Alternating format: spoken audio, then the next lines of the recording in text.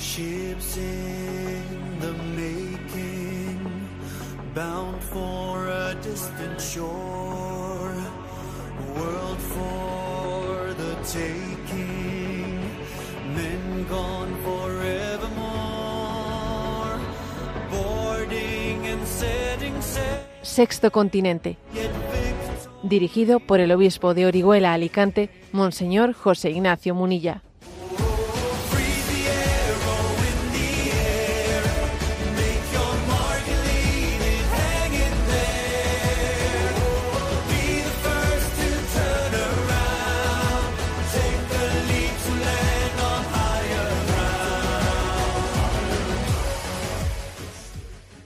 Un cordial saludo a todos los oyentes de Radio María. Un día más, con la gracia del Señor, nos disponemos a realizar este programa radiofónico llamado Sexto Continente, que lunes y viernes de 8 a 9 de la mañana, una hora menos en las Islas Canarias, realizamos aquí en directo en Radio María España. Y hoy es la solemnidad del Sagrado Corazón de Jesús. Y obviamente, pues esta coincidencia del programa de hoy con esa solemnidad, pues es una llamada, ¿no? Una llamada a todos nosotros a que descubramos qué tesoro se esconde en la espiritualidad del corazón de Jesús. Fue el año 1672 cuando un normando, San Juan Eudes, celebró por primera vez esta fiesta del Sagrado Corazón de Jesús.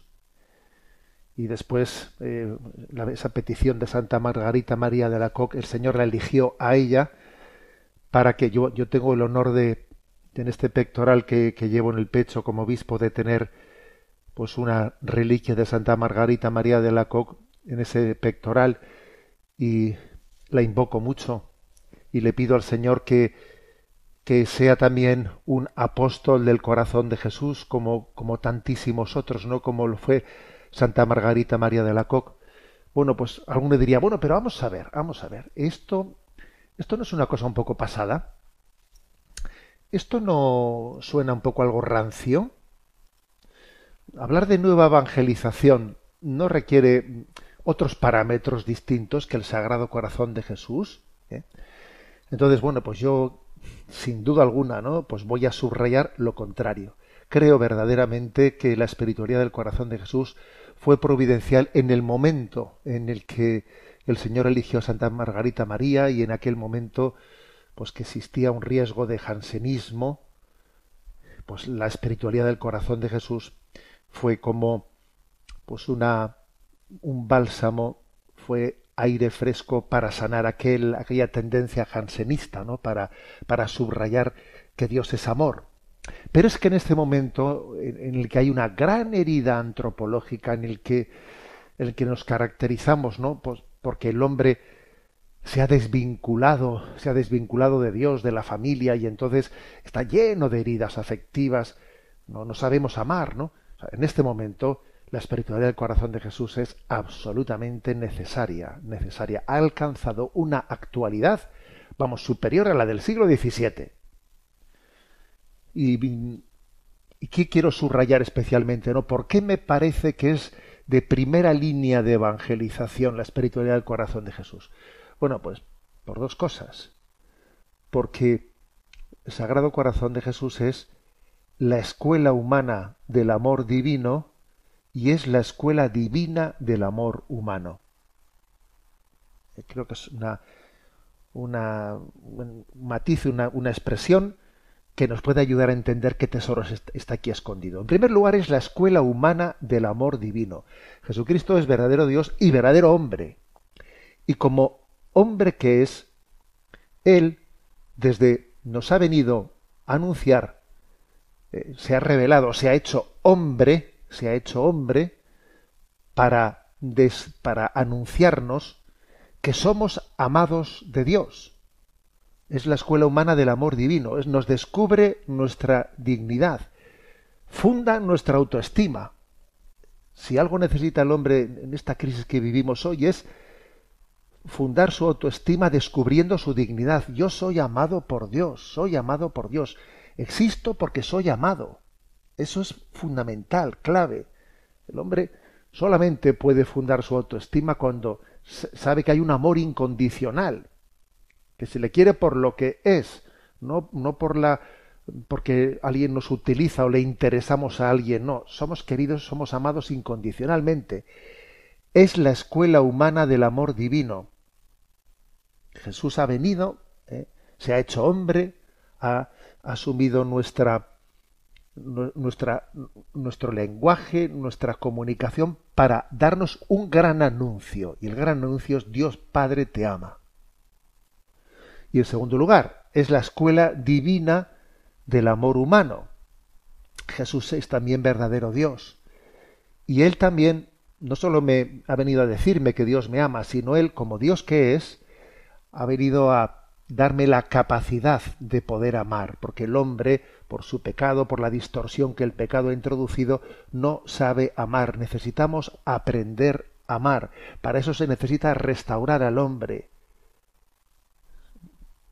O sea, es Jesucristo el que nos enseña a amar, con un amor de oblatividad, con un amor de donación, con un amor de entrega. Es la escuela divina del amor humano. Por eso creo que está en la primera línea de la evangelización. Por eso podemos decir verdaderamente que necesitamos, ¿no?, volver a redescubrir la espiritualidad del corazón de Jesús como respuesta a este momento tan difícil que estamos viviendo, como la respuesta a la herida del hombre de hoy. Jesucristo ha querido, ¿no?, subrayar bajo esta imagen la quinta esencia del Evangelio. Es como si el Evangelio estuviese concentrado en esa imagen. No es como si hubiésemos pedido: Señor, dame una imagen en la que se concentre todo lo que has querido transmitirnos, ¿no? Y entonces se muestra esa imagen del corazón de Jesús, que es como resumen del Evangelio. Escuela humana del amor divino y escuela divina del amor humano. Sagrado corazón de Jesús, en ti confío. Así hoy lo afirmamos con plena convicción. Sexto Continente es un programa que tiene interacción con los que sois usuarios de redes sociales en Instagram y en Twitter a través de la cuenta @obispomunilla. Para los que sois usuarios de Facebook a través del muro que lleva mi nombre personal, de José Ignacio Munilla. También en TikTok hay una presencia a través de la cuenta En ti confío. Los programas anteriores de redes sociales, de Sexto Continente, están a vuestra disposición tanto en el podcast de Radio María como en las plataformas de iVoox, Spotify, y también en el canal de YouTube En ti confío. Allí tenéis los programas y la página web multimedia www.enticonfio.org también es otra manera de poder acceder desde esa página a los programas de Sexto Continente sin necesidad de bajar aplicaciones.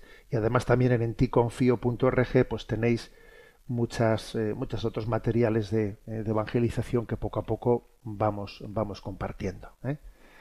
Bueno, pues el programa de hoy lo vamos a dedicar de una manera monográfica a las preguntas de los oyentes, porque es verdad que tenemos bastantes preguntas acumuladas. Yo pido perdón por no poder atender debidamente pues los correos que llegan a Sexto Continente. Especialmente pido comprensión por la imposibilidad que me resulta el poder entablar pues un diálogo en cuestiones que pues muchas personas piden pues una atención personal. Claro, es algo que me trasciende, me supera. Yo pido al Señor que nos dé la capacidad de buscar acompañantes espirituales en nuestro entorno. Qué importante es esto, ¿no? Que el Señor suscite dones, suscite carismas para acompañar a las almas. Pero yo creo que si estamos atentos a nuestro alrededor, seguro que el Señor nos mostrará quién puede acompañarnos espiritualmente. Por eso también pido comprensión por la incapacidad que tengo de poder responder a todo ello. Os pido que las preguntas que dirijáis allí sean breves, concisas, etcétera, para que puedan ser utilizadas en el programa. Y bueno, pues a Marta que le tenemos pues en la emisora, le vamos a pedir que vaya presentando las preguntas y haremos un programa como os digo, monográfico, intentando atender las cuestiones planteadas. Buenos días, Marta. Muy buenos días, monseñor. Adelante. Desde Bruselas nos escribe Isabel, una catequista. Buenos días, estimado monseñor Munilla. Deseo hacerle una pregunta con el deseo de responderle a un joven que me pregunta qué sentido tiene hacer la señal de la cruz. Argumenta que eso no le ayuda para orar, que es algo para llamar la atención, que está completamente fuera de moda y que los protestantes no tienen esa costumbre. ¿Qué le respondería a usted? Y una segunda pregunta, cuando decimos que Jesucristo es nuestro Salvador, ¿a qué nos estamos refiriendo? ¿De qué nos salva? Yo ya le respondí, pero quizás tenga usted algún vídeo que podría ayudarme para hacerlo con más precisión a estos jóvenes nuestros de Bélgica que hacen tantas preguntas. Muchas gracias, monseñor. Veo siempre sus vídeos y me hacen mucho bien. Que los jóvenes hagan muchas preguntas es bueno, ¿eh? Es bueno. Lo peor que nos puede ocurrir, pues es tener un interlocutor en la evangelización que, vamos, que no tiene hambre y sed, que no tiene deseo de conocer, ¿eh? O sea, creo que es bueno que exista un joven inquieto, aunque a veces no esa inquietud del joven nos pueda causar problemas, pero bendita inquietud, ¿no? Que en el fondo busca, o sea, deja patente un corazón en búsqueda, ¿eh? Que creo que eso es muy importante. Bueno, a ver, las cuestiones que plantean, ¿no? Primero la de la señal de la cruz.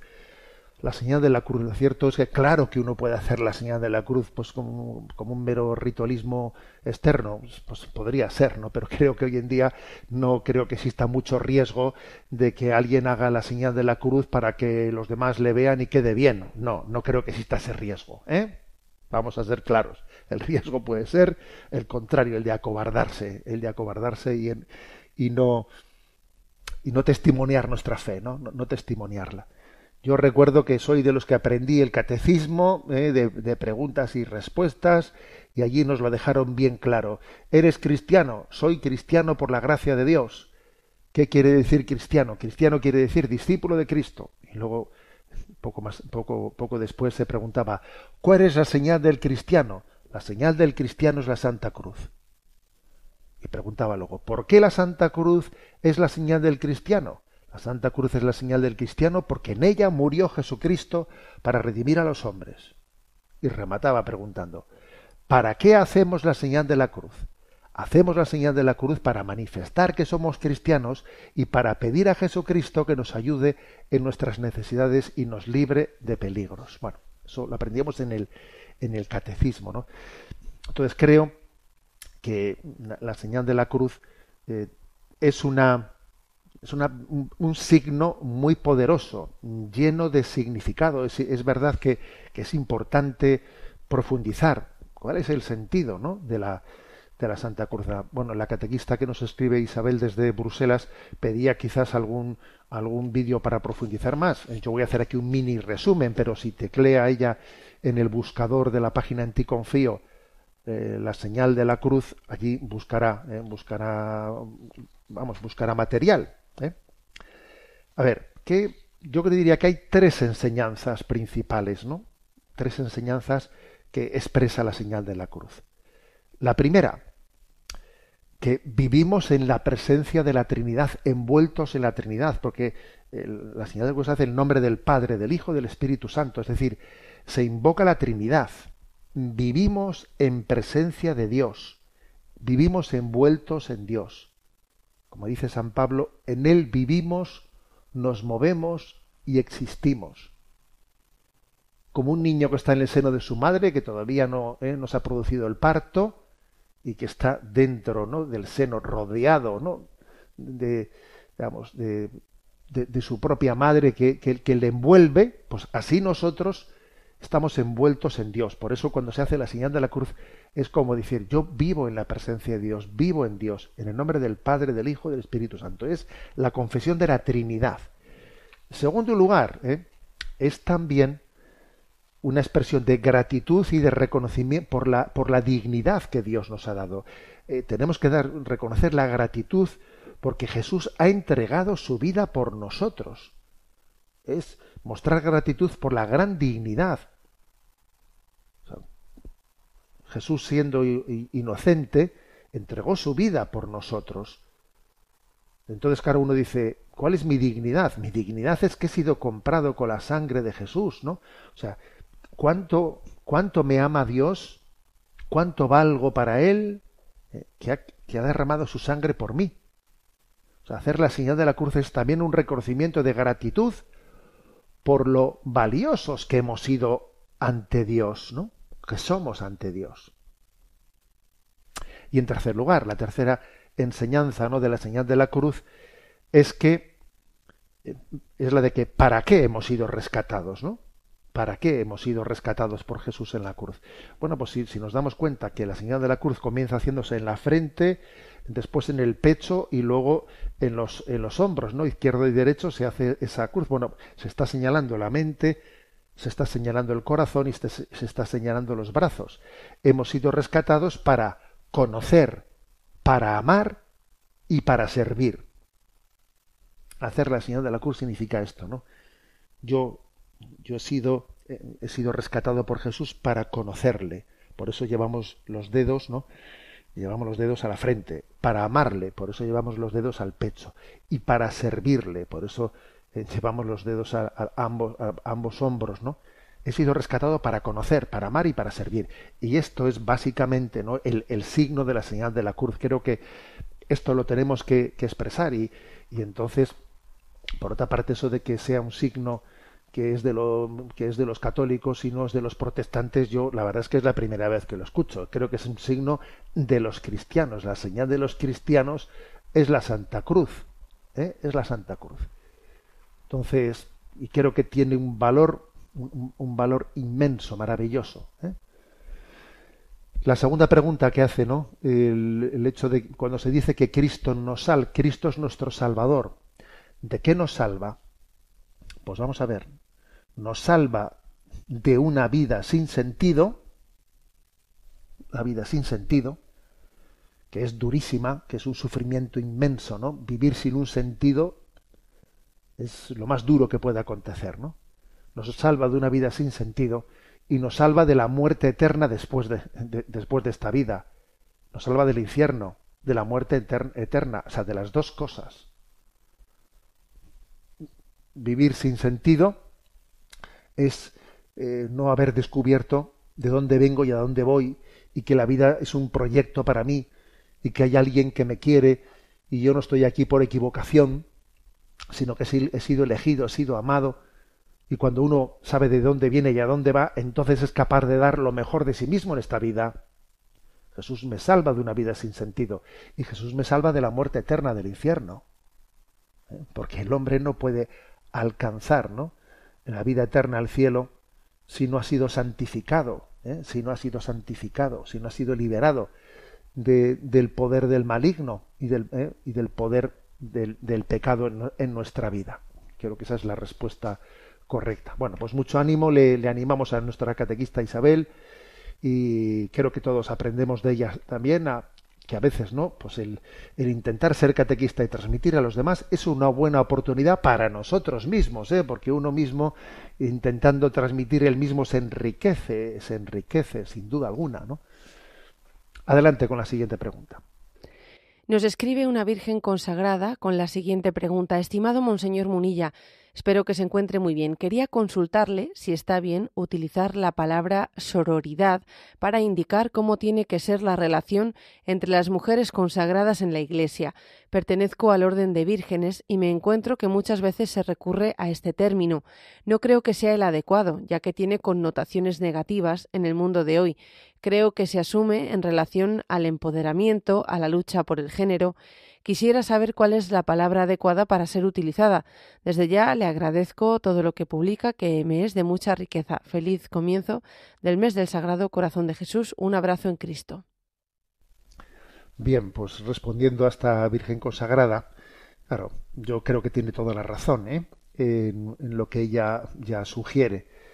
Utilizar el término sororidad, que bueno, ya sé que esto no es muy popular, pero en ciertos ambientes teológicos secularizados, que van asumiendo la mentalidad de este mundo y que van asumiendo el influjo de ciertas corrientes feministas, de la ideología de género, se comienza a hablar de la sororidad, sororidad como como un término entre la relación entre las mujeres consagradas, ¿no? Si vamos al diccionario de la Real Academia, se dice sororidad, nombre femenino que habla de la amistad o afecto entre mujeres.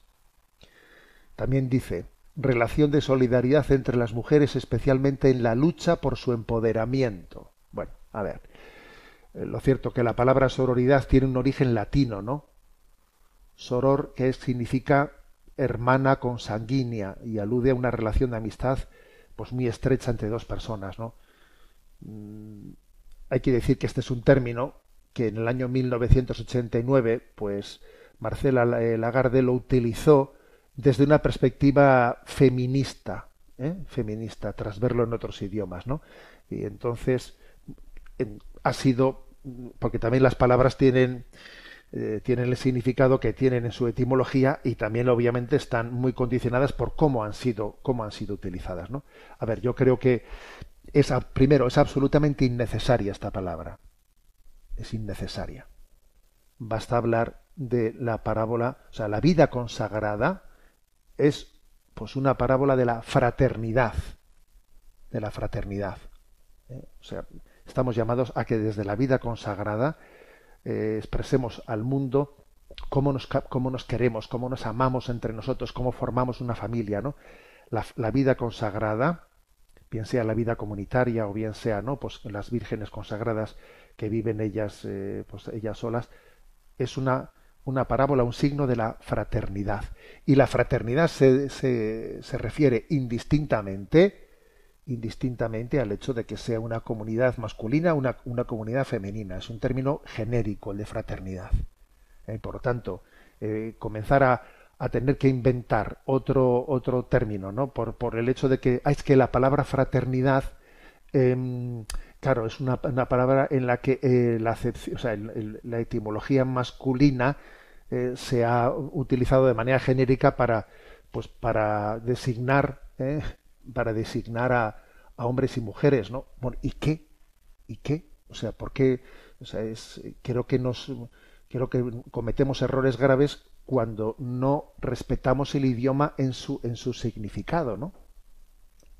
O sea, tal y como la Real Academia nos enseña a entender, la palabra fraternidad es una palabra que no se refiere exclusivamente a la relación entre los varones. La palabra fraternidad también se refiere a la relación entre las mujeres, o entre los hombres y las mujeres también existe. La palabra fraternidad no es excluyente.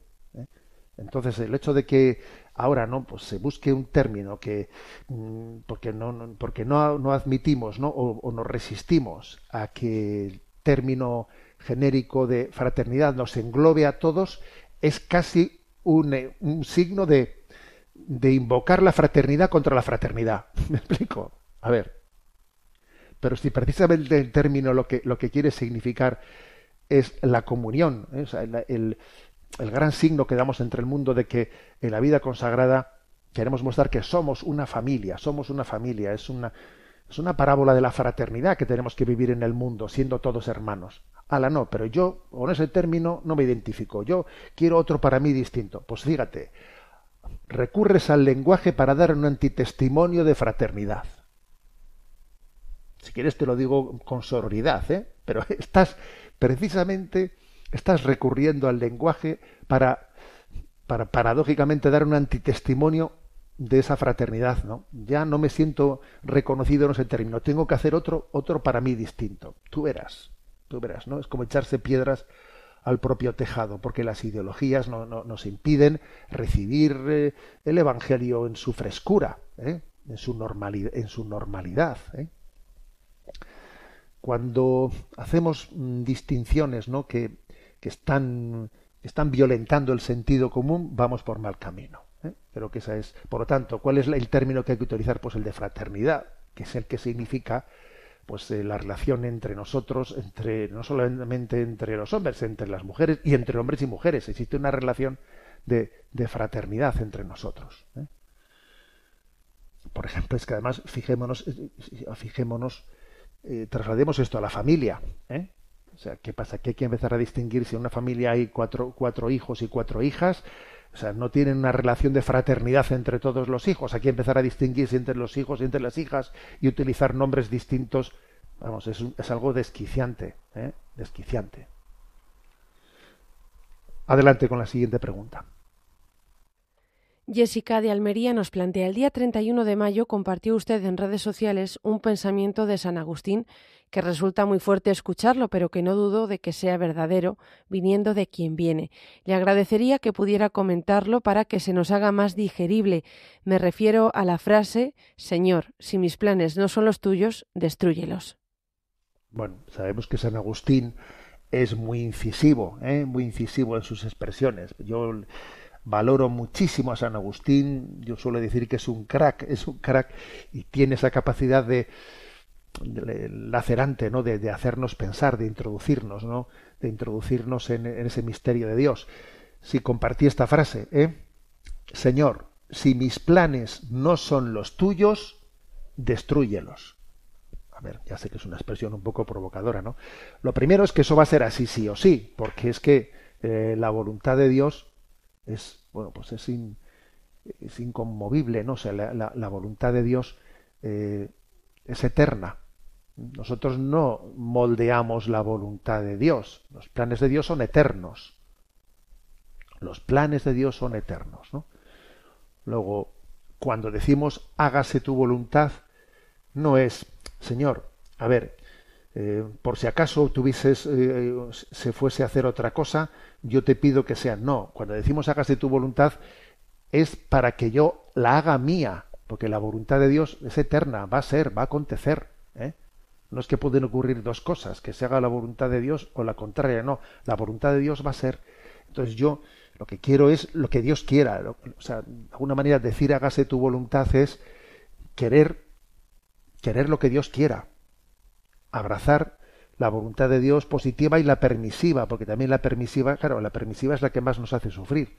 La voluntad de Dios positiva siempre es el bien, pero la voluntad de Dios permisiva, pues a veces nosotros los hombres no la entendemos, ¿no? Y tenemos a veces unos planes distintos que nos parecen que irían por mejor camino, nos parece que sería mucho mejor la cosa así. Uno diseña y cree que le podría dar unas lecciones a Dios. Señor, si tienes un momento te explico cómo yo creo que las cosas podrían ir mejor, ¿no?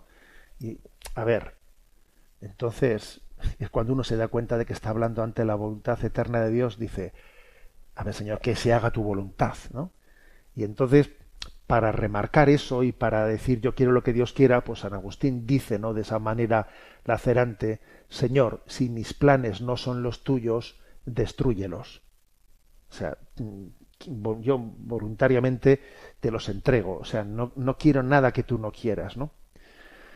Es una manera de hablar, porque obviamente la voluntad de Dios es eterna y no porque yo lo diga va a cambiarla, pero el hecho de que yo lo pida, me ayuda a convencerme, me ayuda a confiar, porque no es lo mismo que yo asuma la voluntad eterna de Dios, pues amargado, lleno de miedos, que confiando y poniéndome en sus manos. No es lo mismo.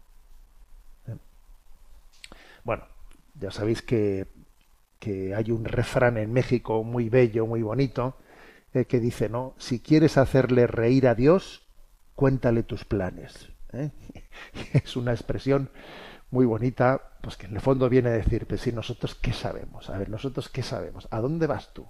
¿A dónde vas tú queriendo darle lecciones a Dios? Vamos a ver, ¿no? Entonces, San Agustín lo dice de una manera un poco más dura, Señor, si mis planes no son los tuyos, destrúyelos. Venga, que yo, ¿a dónde voy yo pretendiendo decirte a ti lo que tiene que ser, ¿no? Bueno, la verdad es que esto, comentarlo en el día de hoy, que es el día del Sagrado Corazón de Jesús, en el que insistimos tanto, Sagrado Corazón de Jesús, en vos confío, pues creo que viene muy a cuenta el decirlo. Bueno, antes de que continuemos con más preguntas, hoy vamos a tener también nuestro momento de oración con el corazón de Jesús, y os pido que esta canción que vamos a escuchar ahora, del Sagrado Corazón de Jesús, sea un momento de oración por nuestros sacerdotes. ¿Por qué? Porque muchos no saben que la solemnidad del Sagrado Corazón de Jesús es la Jornada Mundial de Oración por la santificación de los sacerdotes. Curiosamente, esto lo instituyó San Juan Pablo II en el año 1995, pero me parece a mí que esto ha tenido, poca difusión.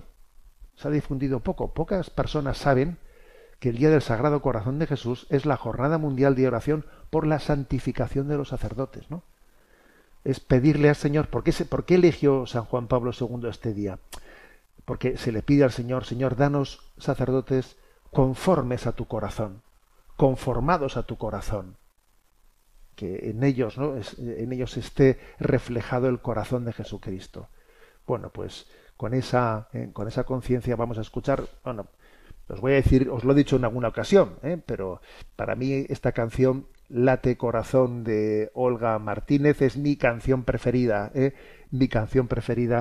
del corazón de Jesús, y la escuchamos y oramos por la santificación de los sacerdotes.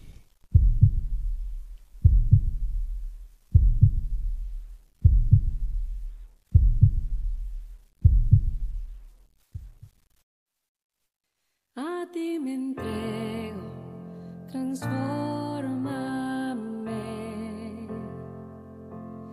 Quiero seguirte, ven, rescátame.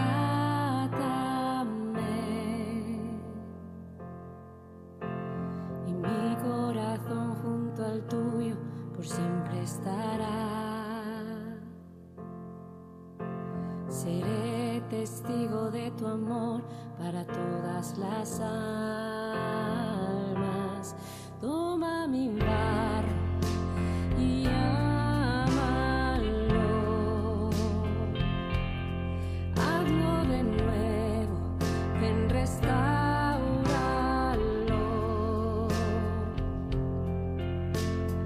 Fuente de gracia divina, inúndame. Llena y desborda mi alma, que nunca tenga sed. Late corazón, fúndete en mí, mi corazón. Quiero ser tuyo, habita en mí. Sueña corazón, vive en mí, mi corazón. Yo cuidaré de ti, tú cuidarás de mí. Guía mis pasos y llévame. Tu Santo Espíritu, envíame.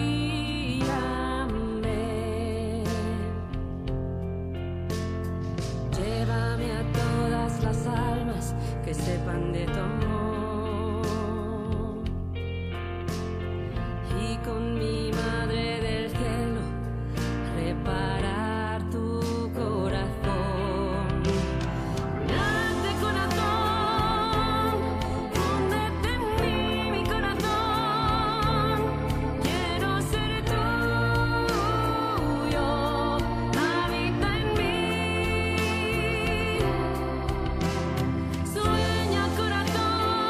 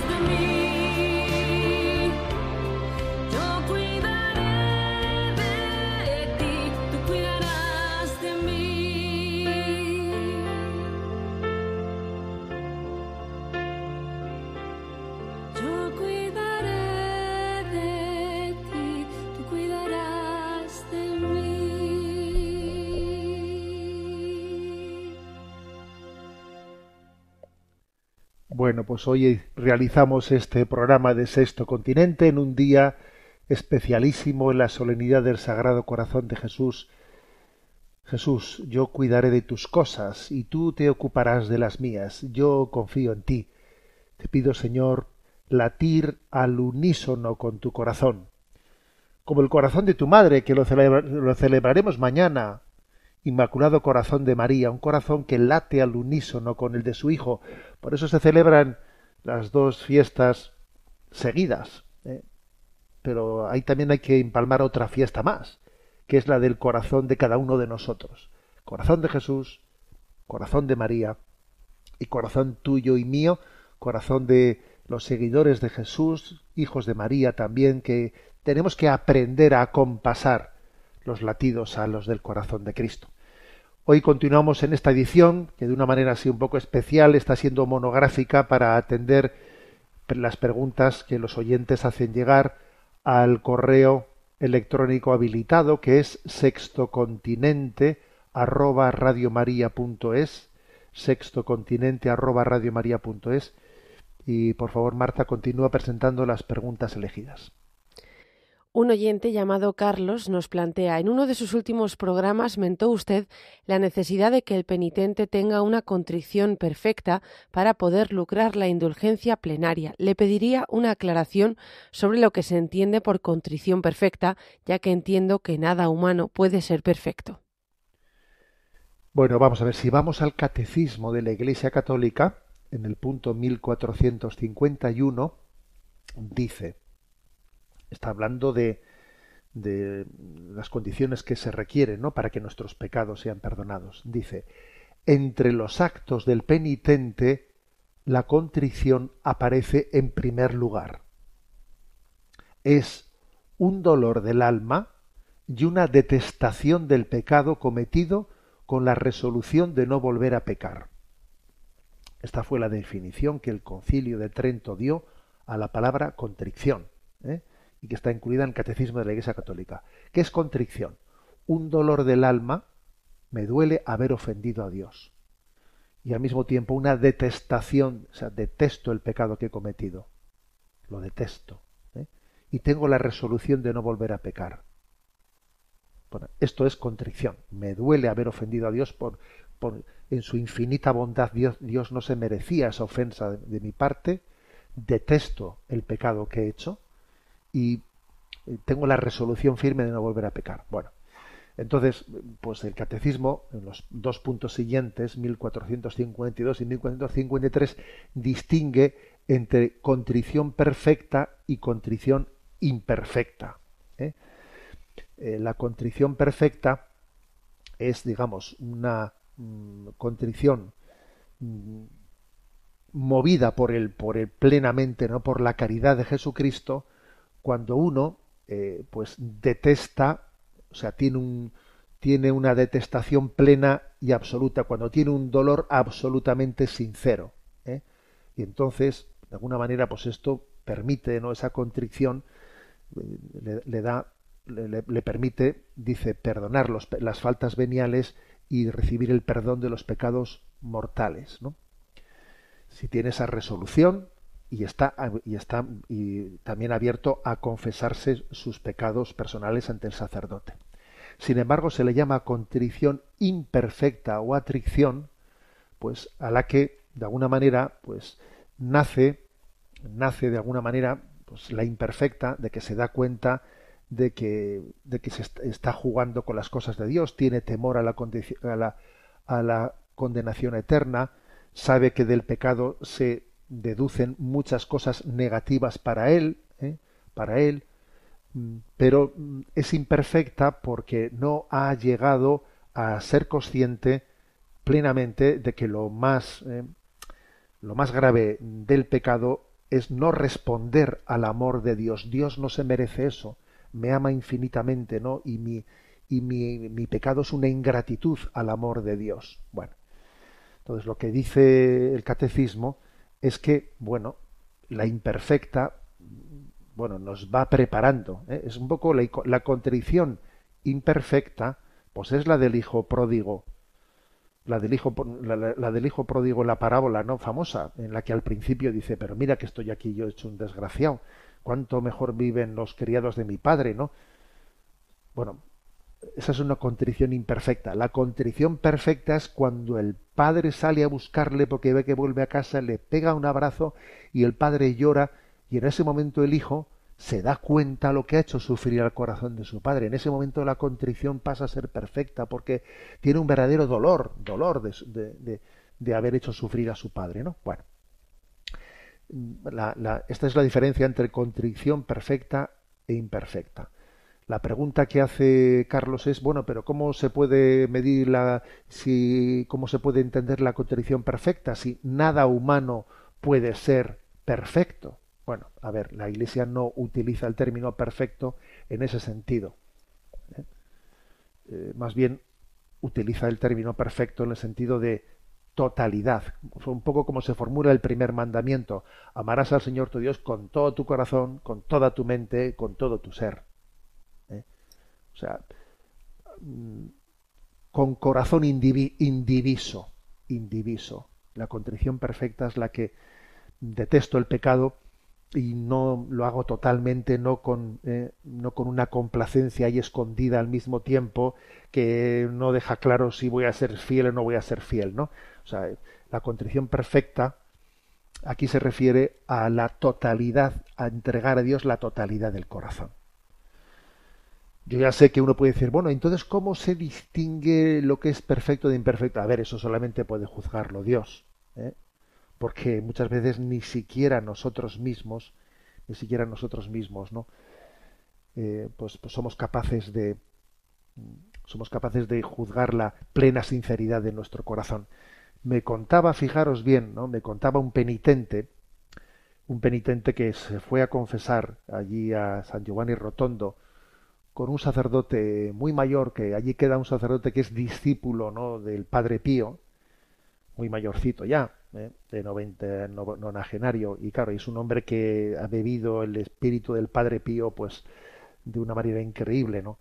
Y me decía que se confesó con él y cuando llegó el momento de la absolución, pues este hombre de Dios, discípulo del Padre Pío, le dice, fíjate, claro, para decir esto obviamente, a ver, esto no lo podemos decir los confesores si no es con un don místico de Dios, ¿no?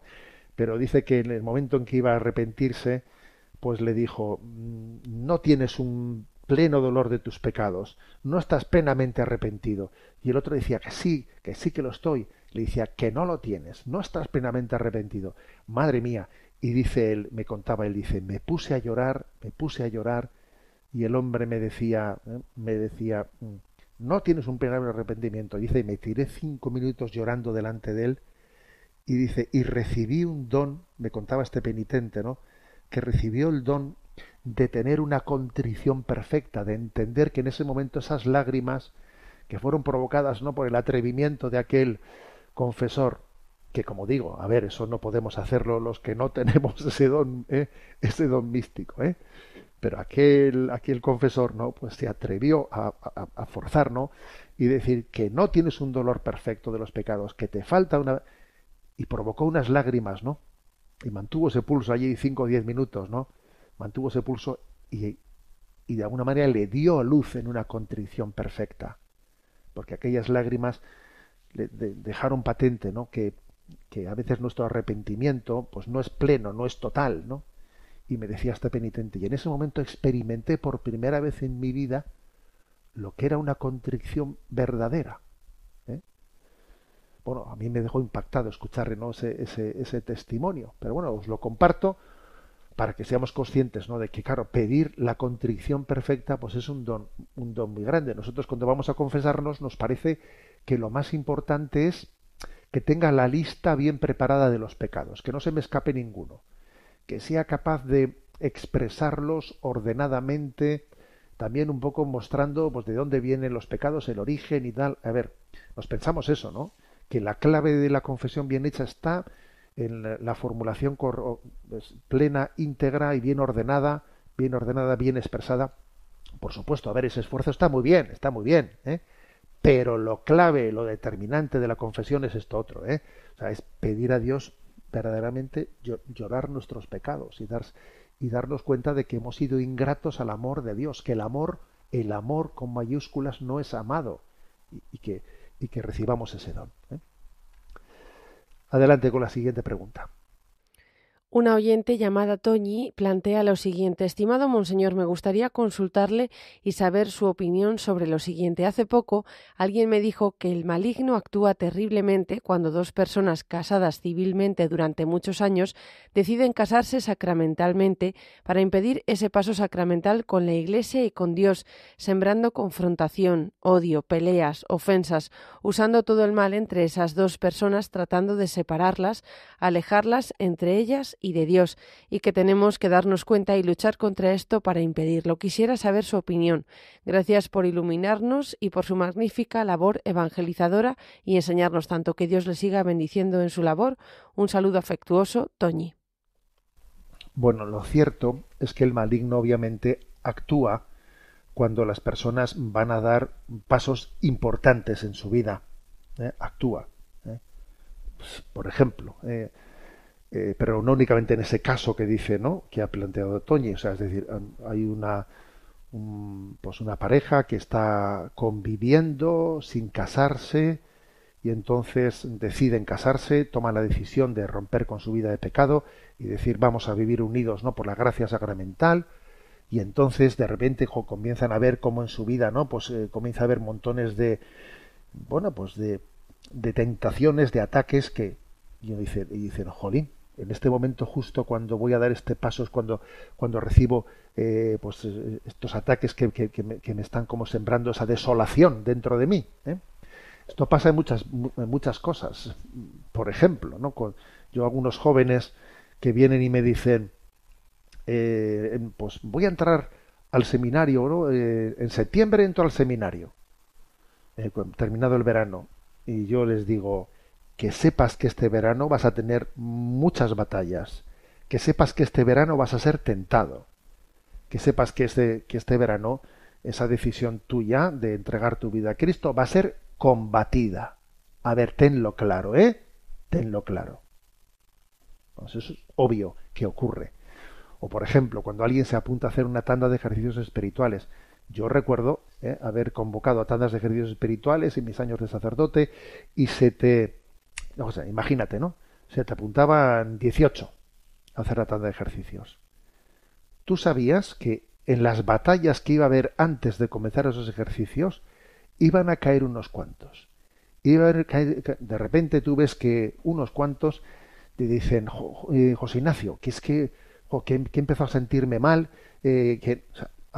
pero me refiero a sentirme mal, no he sentido que físicamente tengo fiebre o he enganchado una gripe, no, que de repente sucede la turbación, que de repente tengo una especie de rechazo interior, ¿no?, de rechazo interior, de que no me apetece, ni, o sea, que es que necesito ir casi arrastrado porque me apunté, pero ahora me ha venido una desazón.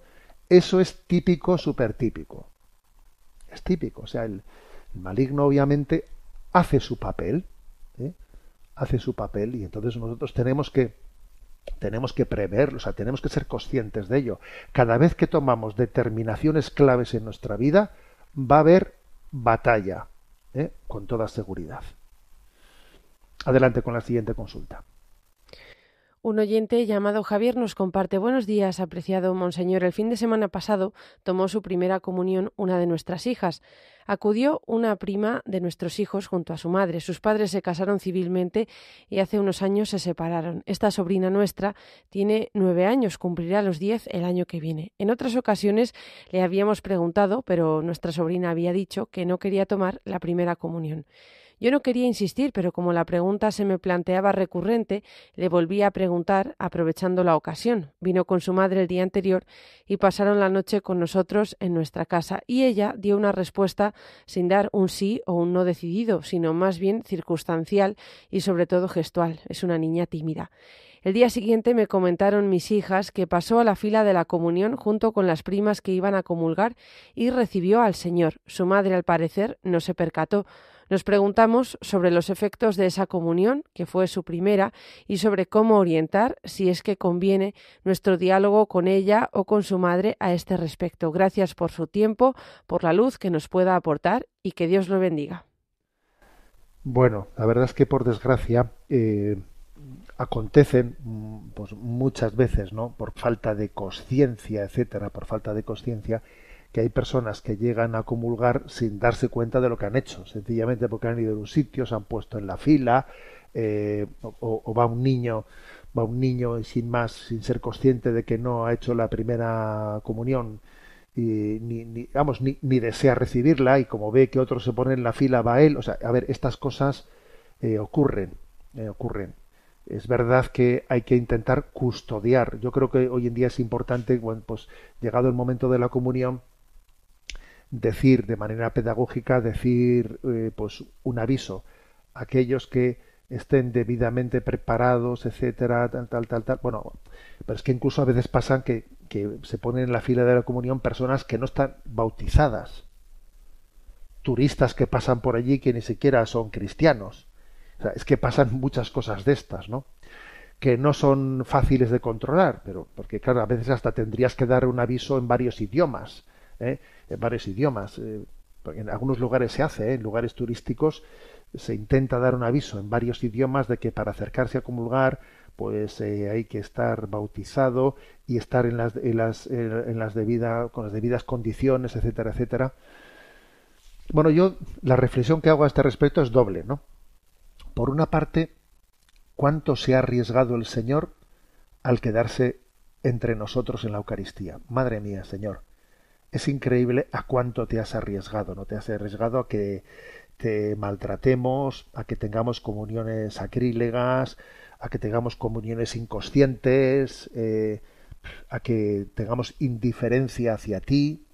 Indiferencia, Él está siempre allí y nosotros pasamos de Él. O sea, es decir, para mí, yo creo que la reflexión principal que hay que hacer es esta, ¿eh? O sea, Señor, es increíble cuánto te has arriesgado por estar entre nosotros, ¿no? Segundo lugar, obviamente, pues intentar hacer las cosas bien en la manera de dar avisos, en la manera de, no, pues de una manera pedagógica, equilibrada, pues de una manera sencilla y equilibrada, ¿no? Y en tercer lugar, aunque se haga eso así, ya sé que van a ocurrir muchos casos de estos, ¿no? Porque el sacerdote también, cuando la comunión, no va a estar haciendo una interrogación a cada uno. O sea, es que eso no puede ser, ¿eh? No puede ser.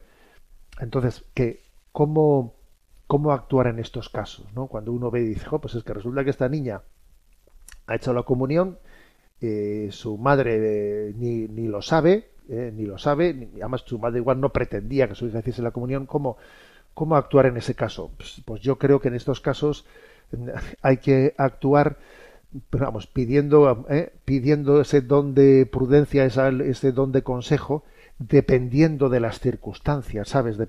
Igual puede ser una oportunidad para que uno se acerque a esa madre y vea la oportunidad de hacer un anuncio, Mira, y haciéndole ese anuncio, pues a veces ocurre eso, ¿no? A veces ocurre esto en la vida, ¿eh?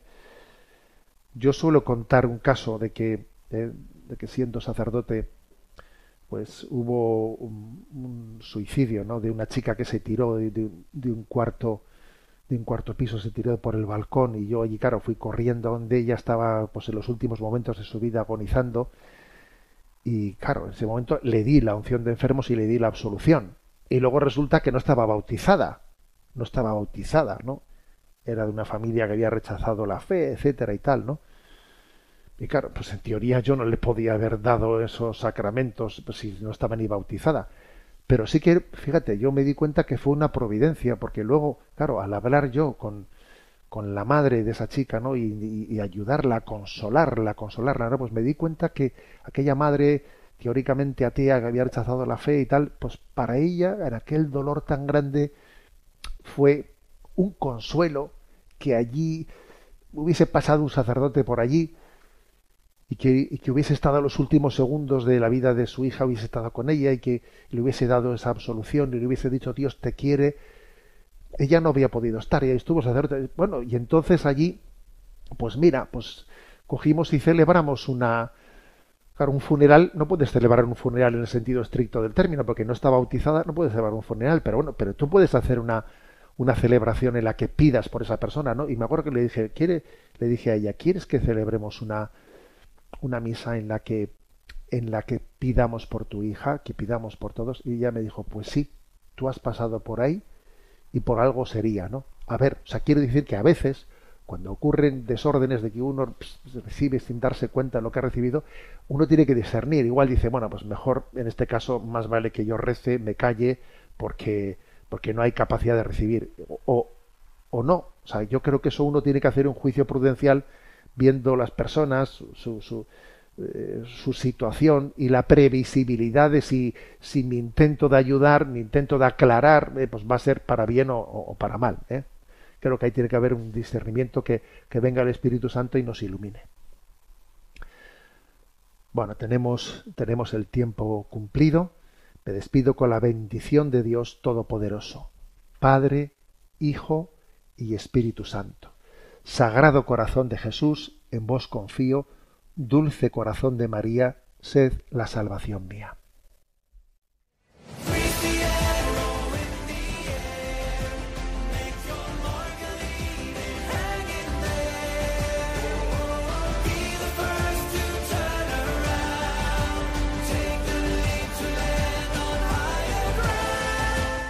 Finaliza en Radio María Sexto Continente, dirigido por el obispo de Orihuela Alicante, Monseñor José Ignacio Munilla.